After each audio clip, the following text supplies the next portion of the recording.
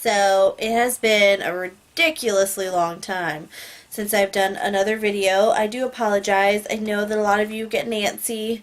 Uh, I was having issues with the new pills that I'm on. I actually haven't taken them for about a month. Um, don't ask me why. Just they didn't. I think somebody stole them out of my mailbox, and when they got, I never got the new batch, and I just didn't realize it because sometimes if I forget, I just know, yeah, whatever. So for a month now, I haven't been taking them. Well, not exactly a month. It's like probably about 20 days or so.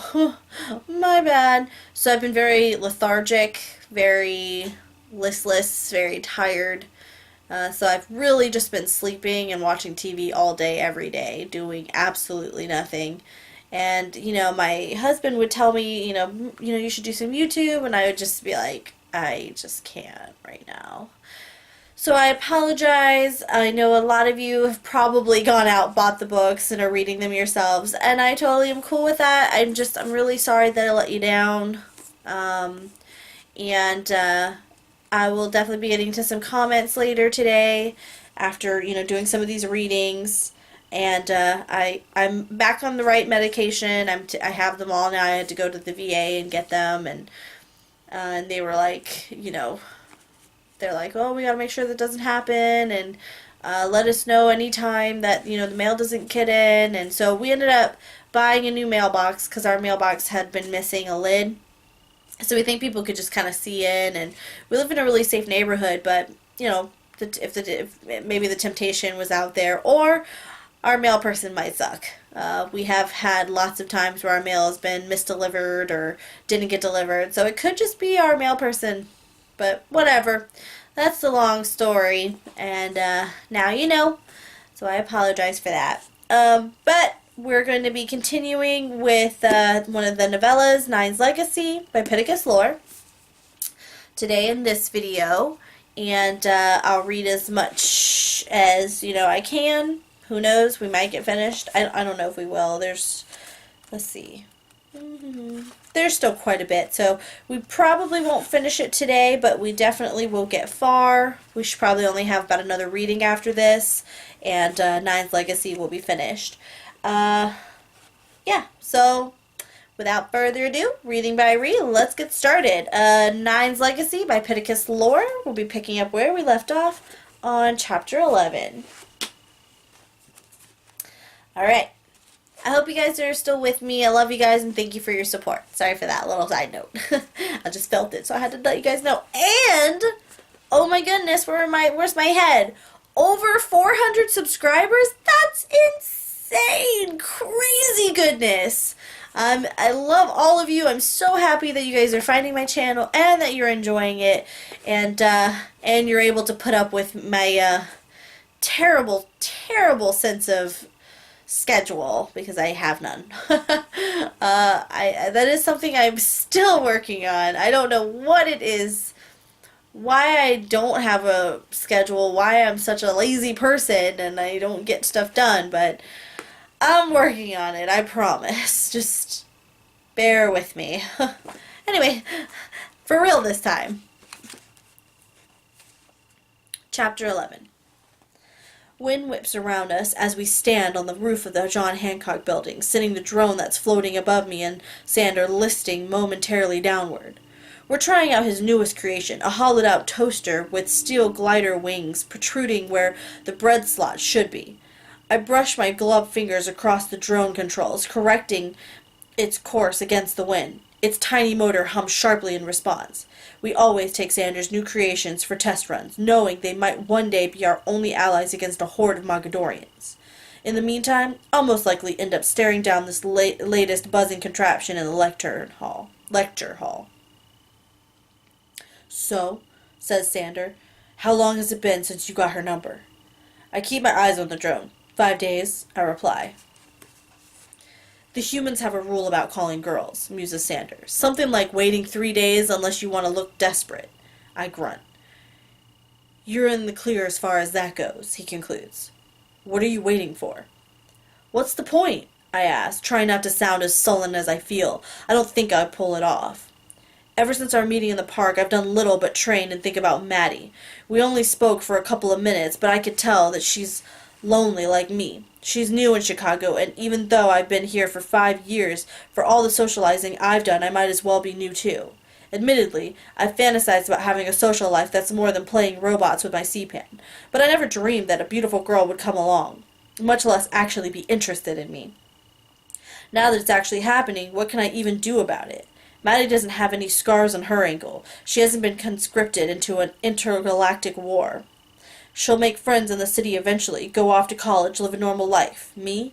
I've got to make a race of warmongering monsters accountable for the genocide of my people.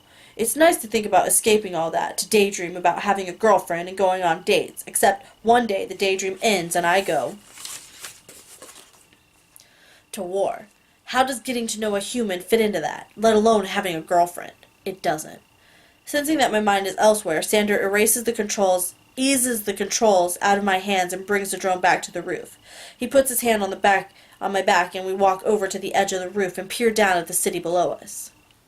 You can never escape who you are, he begins. I know that, I say, wanting to cut short whatever kind of exasperating pep talk he has in mind. I don't know what's gotten into him lately. Listen, he continues, just because you've got a destiny doesn't mean you don't also have a life to live. That's not what it feels like, he sighs. Maybe I've made a mistake with you, keeping you so isolated. If that's the case, I'm sorry. I guess I forgot what it's like to be young. Sander rubs his beard, searching for words. I've had some, friends since we've been here on Earth. Friends? I snort. Is that what those girls are? Whatever, Sander says with a nervous cough before elbowing me.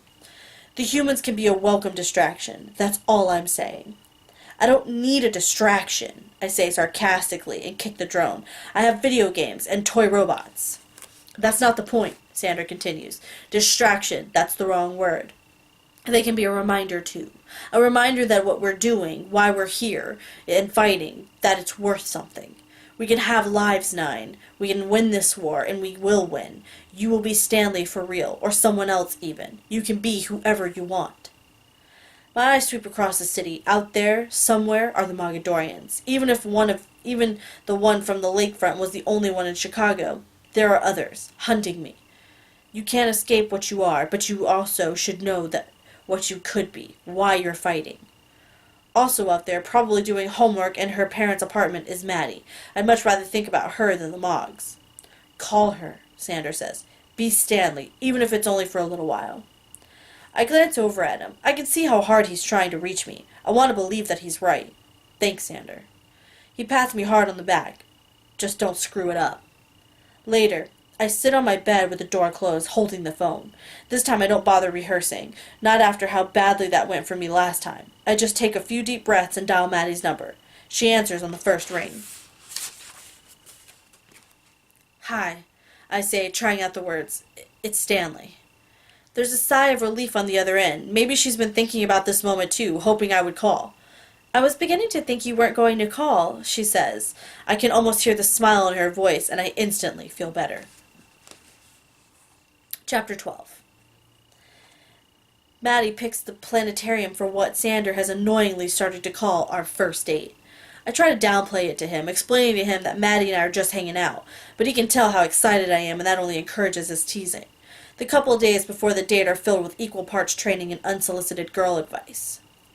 Tell her how pretty she looks. I stop a heavy bag from careening into me with my telekinesis. Ask her questions about herself. I duck under a swarm of projectiles. Make sure you look interested in what she's saying, even if you're not.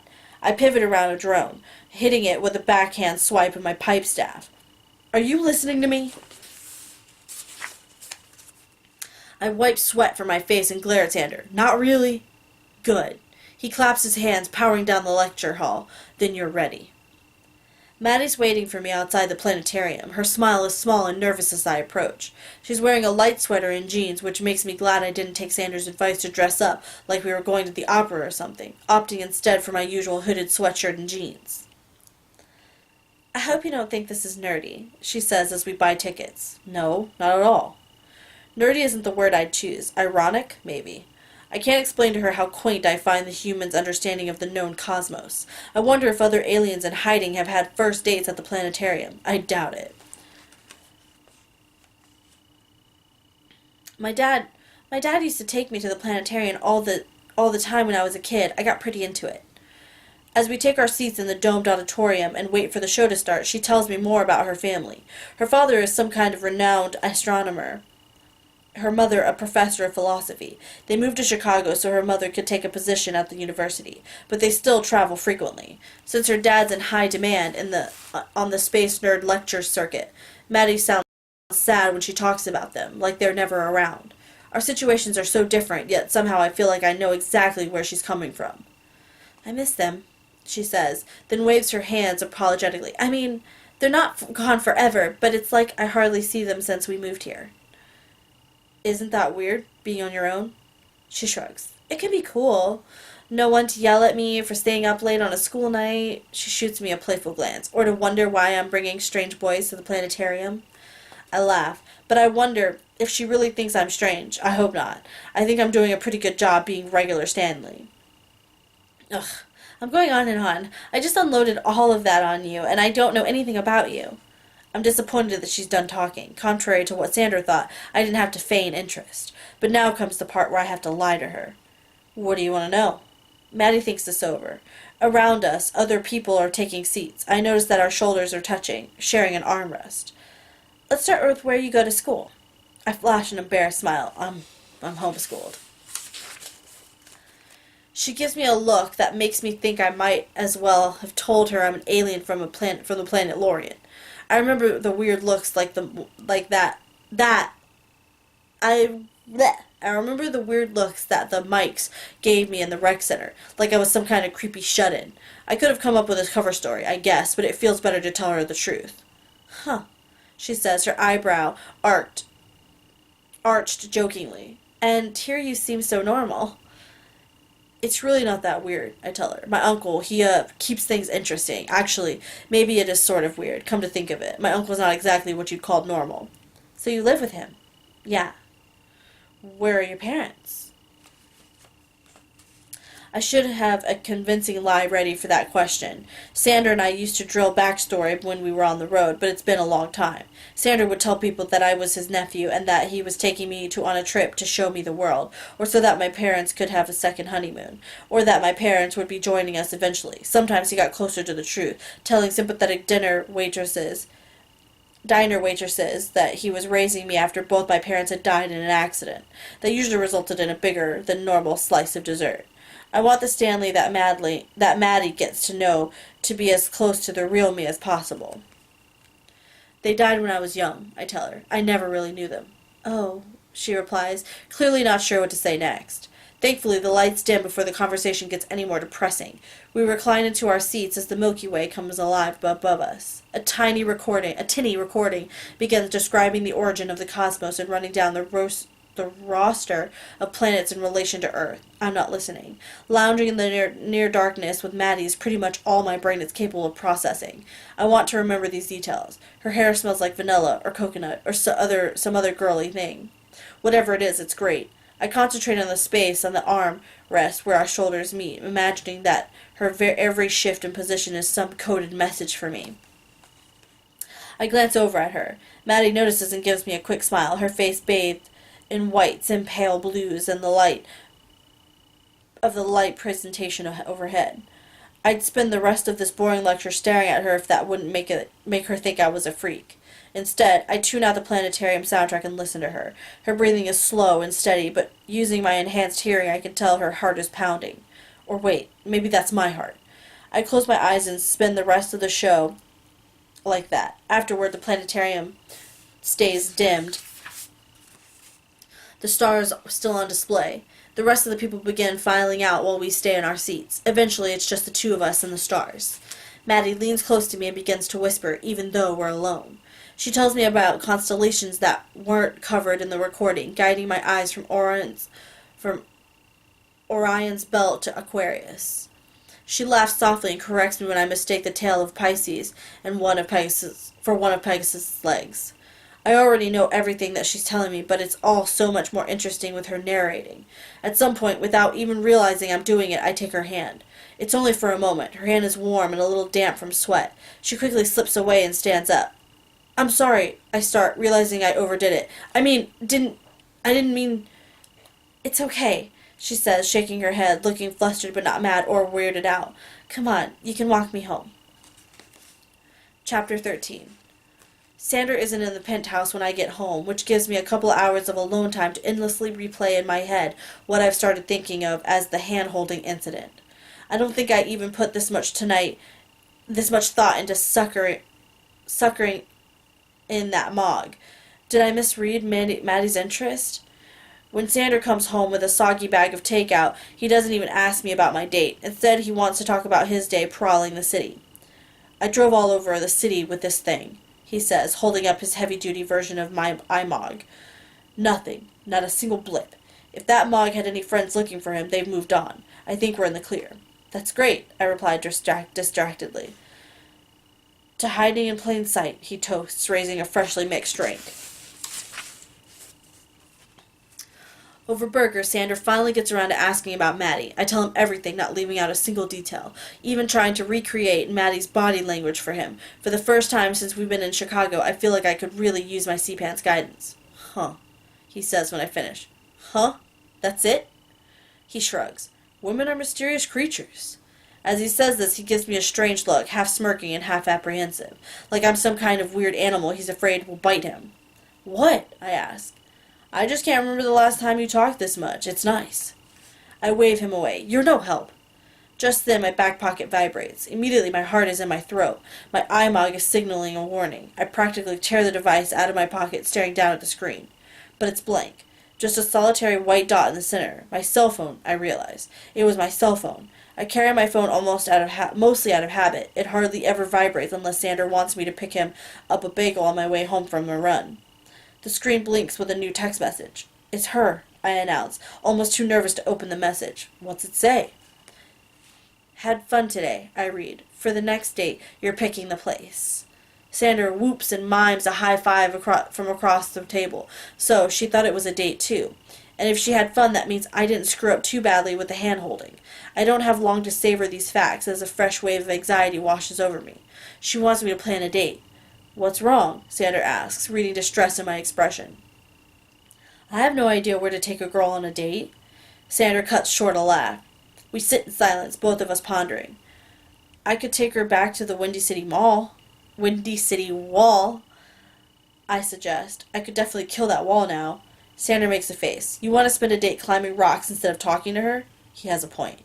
You know, Sander muses, if you really want to impress her, I have an idea.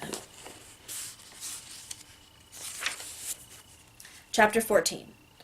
I make plans with Maddie for the following weekend, which makes the weekdays in between a slog through endless anticipation. I'm filled with nervous energy, but not the kind that I can channel into my training sessions with Sander. The drones score more hits on me than they should, my mind occupied with cycling through wardrobe choices and practicing imaginary conversations. I can tell Sander is annoyed as he powers down the lecture hall. Do you think the Mogadorians will care that you've got a girl on your mind? He snaps. I offer my best contrite head shake, knowing he's right.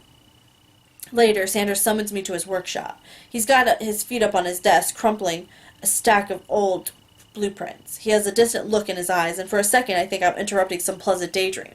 He looks me over with a wistful smile. You know, I wasn't much older than you are now when I was assigned to be your CPAN, he says. That's young for a CPAN to be assigned to a guard. I was good, though. I had helped the engineers, much older, more experienced, with some tech projects. I think they wanted to get me in the field as soon as possible. I'd been expecting a lecture from Sander. That's something I'm used to. Annoyed Sander was a familiar entity. Nostalgic Sander, on the other hand, I've got no idea how to deal with. It's so rare for him to talk about Lorien, I'm afraid to interrupt.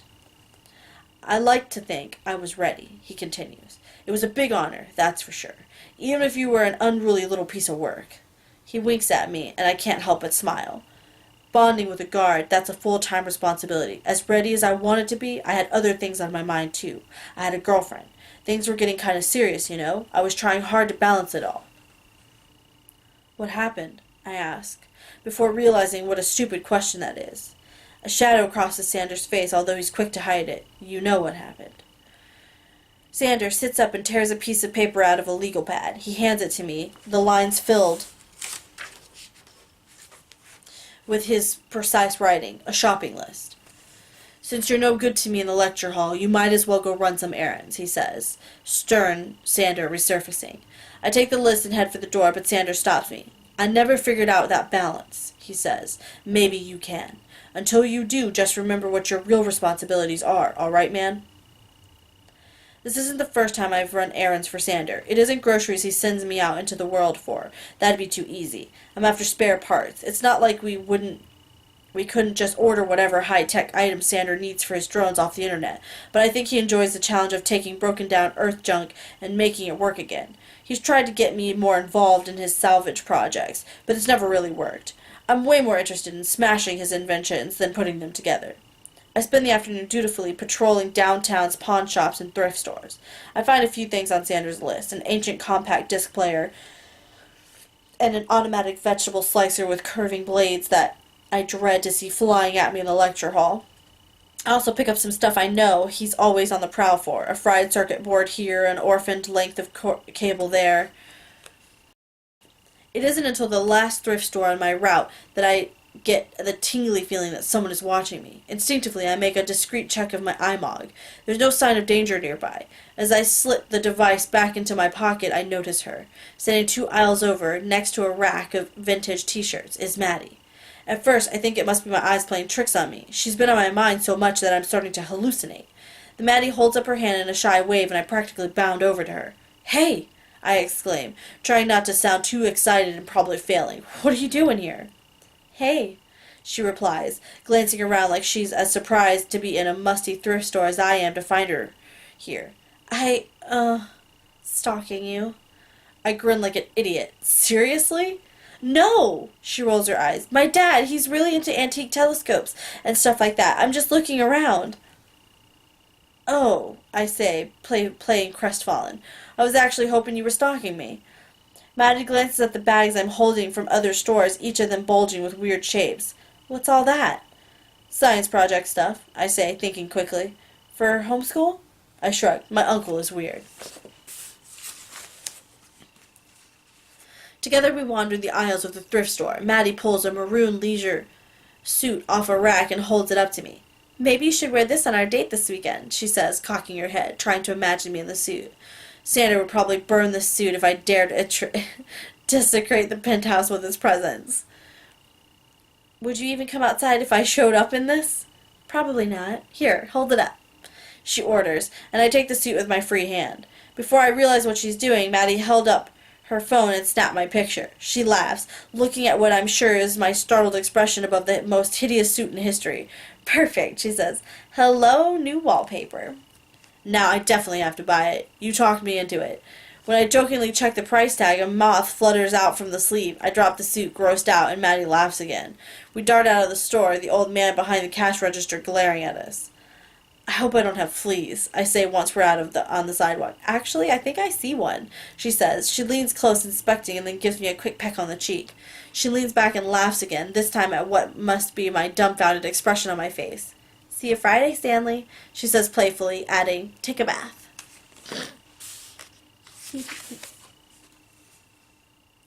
Chapter 15. It's the big night. Sander and I stand in the sub-basement garage of the John Hancock building. Arrayed before us, each neatly tucked beneath a tarp, is Sander's collection of getaway vehicles. Really, I've never thought we needed more than one car. Sander, however, has taken to collecting the things since we've been in Chicago, outfitting each with his various improvements. I guess C-Pans need hobbies, too. He's lucky that being a C-Pan comes with unlimited funds. I'd hate to imagine him driving a beat-up old clunker. Sander pulls the tarp away from a sleek, dark red convertible. He runs a hand lovingly across the hood. Then he gives me a deathly serious look. Please don't make me regret this. I grin at him, eager to get behind the wheel. That smile doesn't exactly inspire confidence. Still, he opens the driver's side door for me and I hop in. Sander leans in the window as I adjust the seat and mirrors. How fast are you going to go? He asks. 5 miles under the speed limit at all times. I recite. We've had this conversation all week, ever since Xander suggested I take one of the cars. Always signal. No racing to catch yellows. Keep the top up. I get it. You better, replies Xander, his tone more parental than ever. He looks a bit anxious about the way I'm excitedly drumming my hands on the wheel, but he steps back. Have a good time, he says. I carefully pull out of the parking garage. Xander, watching me and nervously rubbing his beard, disappears in my rearview mirror. When I'm a few blocks away from the John Hancock building, I hit the button to roll the top down. What Xander doesn't know won't hurt him. I pick Maddie up at the park across the street from the rec center. The convertible handles like a dream, and I cruise over to her place following all of Xander's rules, except for the top, of course. The cool night air swirls around me and I feel energized. This is as free as I've ever felt. Maddie is sitting on a bench when I pull up and does a double take when she sees me behind the wheel. I wave her over. Want to go for a ride? I ask. Oh, wow. Is this yours? My uncle's, I tell her, shrugging nonchalantly. He's cool with it. Maddie glances up and down the street, a bit apprehensive. You're a good driver. I can trust you? Okay, I don't technically have a license, but I do have an extremely convincing fake that Xander forged in his workroom. I've also got plenty of experience behind the wheel. Back when we were nomads, Xander had me practice driving as soon as my feet could reach the pedals, mostly to relieve him when he got tired. Of course, I reply. We engaged in a mini staring contest, her jokingly sizing up my trustworthiness, me trying my hardest to look innocent. I can't help the devilish smile that creeps across my face. Aha! She says, pointing. The look of a speed demon. Before I can defend myself, Maddie vaults over the passenger door and flops down in the seat beside me. She flashes me a lopsided grin. I've always wanted to do that. I can't take my eyes off her. Right then, Maddie looks more beautiful than I've ever seen her. I watch as she pulls her hair back into a ponytail, not wanting to get it tangled in the wind. I'm immediately swept into a vision of just driving forever, out of Chicago. It doesn't matter where, as long as Maddie's next to me. Still, something nags at me, a sensation that I can't quite place, adding a dark edge to what is an otherwise perfect moment. I ignore the feeling. Ready? Ready, I answer. I don't take my eyes off her as I pull away from the curb with a flourish. Immediately, I rear end I don't take my eyes off her as I pull away from the curb with a flourish. Immediately, I rear end a conversion van that's double parked a few feet away. That definitely wasn't there a few minutes ago. Oof! Groans Maddie as we're both jerked forward. Are you all right? I ask, my hands shaking uncontrollably on the wheel. I'm simultaneously terrified that I've hurt her and mortified that I've made such an unbelievable asshole of myself. I think so, she stammers. In front of us, the doors of the conversion van swing open and 3 men jump out. They're all dressed in dark clothes, matching fedoras pulled low over pale faces. I realize that in my back pocket, my iMog is vibrating like crazy. Chapter 16. I don't need the incessant vibrating from my pocket to tell me that the 3 men standing in front of my car are Mogs. I know my enemy. They probably want your insurance info, says Maddie as she begins rifling through the glove box. For a second I try to convince myself that this could just be coincidence, that they don't know exactly who or what I am, but they're not looking at the damage to their van. I've crumpled their back bumper pretty good and shattered one of their taillights, but they don't seem to care. All 3 of them stare at me. Slowly, one of them begins to reach under his coat. There's no way this is random. Wishful thinking. My date is ruined before it's even started. Hell with it, I growl, and throw the car into reverse. The Mogs immediately fan out, trying to cut off my escape, as if I won't run them over. I rev the engine and peel out, forcing one of the Mogs to dive out of the way. As I shoot by, I see the others already scrambling into the van. What are you doing? Screams Maddie. I think one of them had a gun, I shout back, weaving around a slow-moving sedan. Are you nuts? Stanley, slow down! I do the opposite, flooring it. I blow through a red light. The convertible's tires screech as I jerk the wheel a hard left, nearly fishtailing us through a turn. Maddie's thrown against her seatbelt, and I wince as she cries out in pain. In the rear view, I see the Mog van cut off by traffic. I realize that I've been holding my breath and let out an exhale hiss through my teeth. Let me out, says Maddie. Let me out of this car right now. I start to slow down, trying to blend into the rest of the traffic. That's not going to be easy considering my flashy car. I hope Xander's out there somewhere watching this all go down on his network of hacked cameras, and that he's sending a drone to bail me out as we speak. The ammo in my pocket vibrates with renewed vigor. Hold on, I say, punching the gas just as the Mog's van comes barreling out of the side street, nearly clipping the convertible's bumper.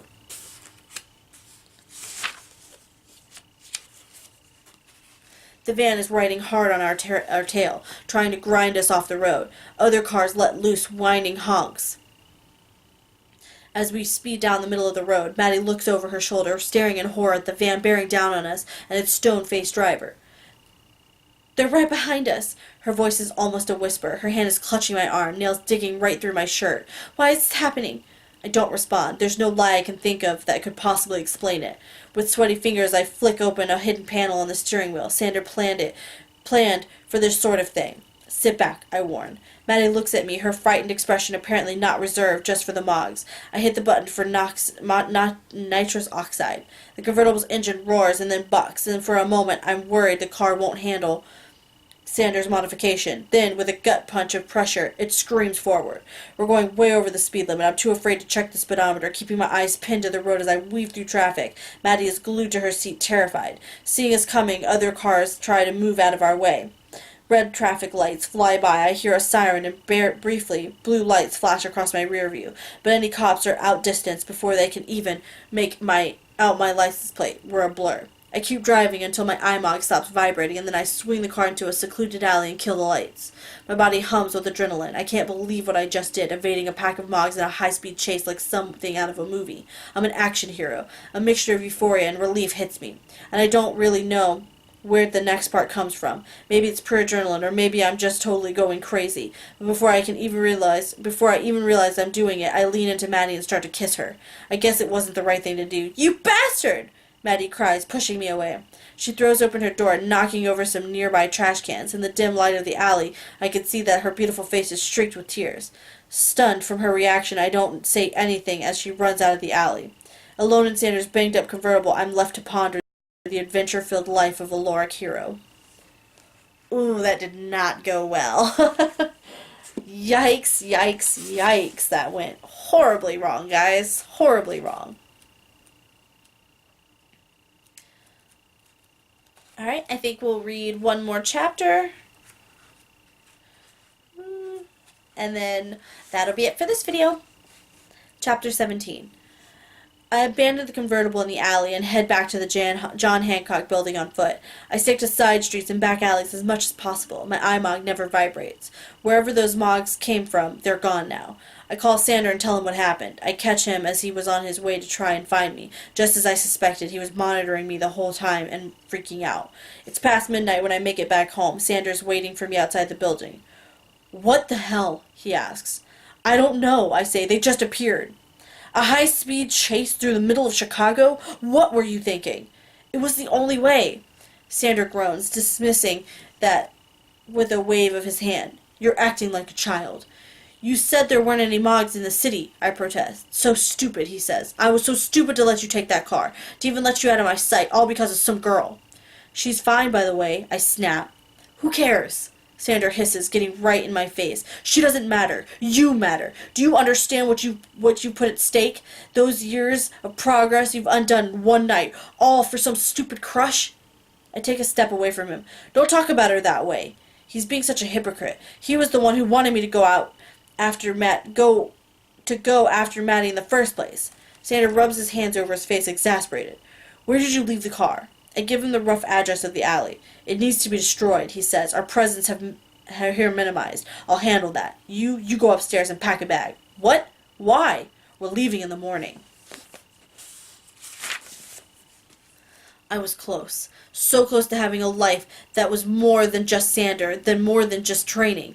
I pace around the penthouse, letting my gaze drift aimlessly across all the luxuries we've amassed over the last 5 years. 5 years living here in peace and comfort, all ruined because I was bored. When I killed that Mog in the elevator, I thought things would change. I thought that I would assume my destiny and begin the war against the Mogadorians. I thought that would make me happy. Instead, it's only made things worse.